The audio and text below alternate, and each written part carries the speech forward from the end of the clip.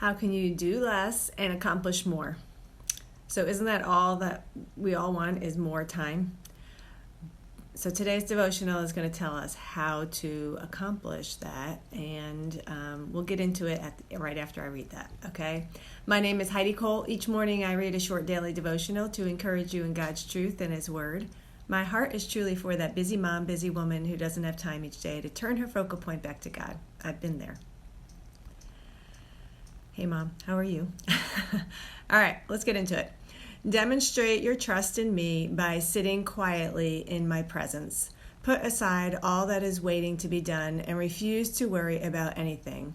This sacred time together strengthens you and prepares you to face whatever the day will bring.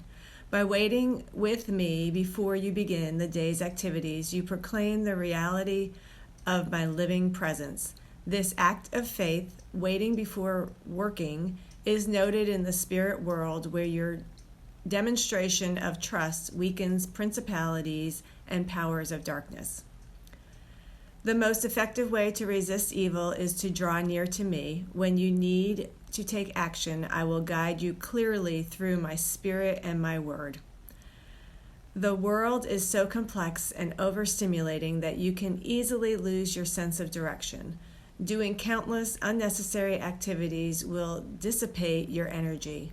When you spend time with me, I restore your sense of direction. As you look for me for guidance, I will enable you to do less and accomplish more.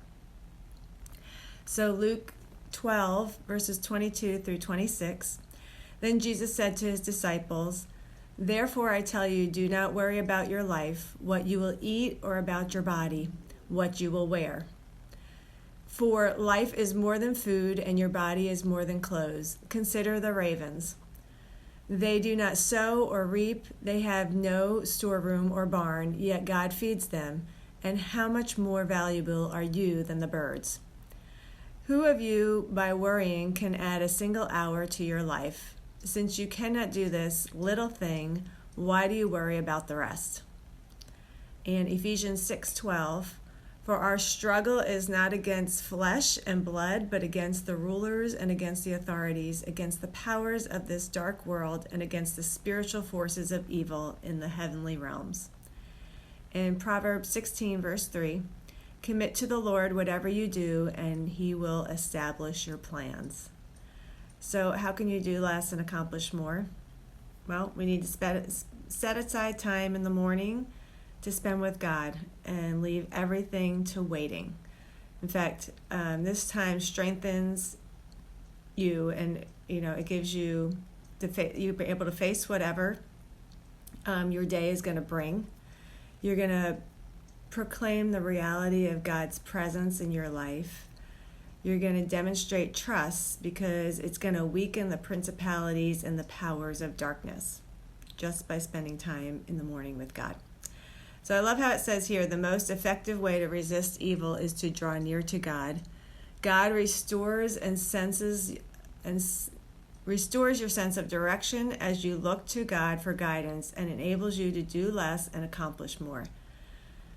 So I found this true in my own life, in the last year plus, that I've really focused on definitely having my devotional every day. He works out difficult situations, and I can't say it's easy, but He's working those situations out and accomplishing His purpose because of it. And He's allowing some things to happen that I didn't have to work for.